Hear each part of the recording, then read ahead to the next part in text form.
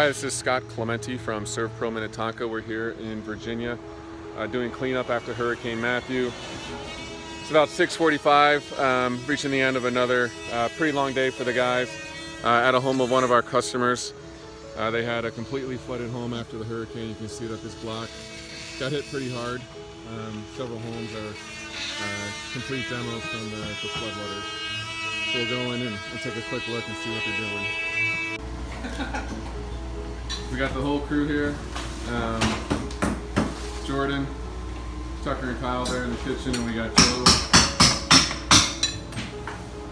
You see we've had to cut drywall about 2 feet up all the way around the home, take out the flooring, take out the carpets. We're now working on the kitchen area and the main living area.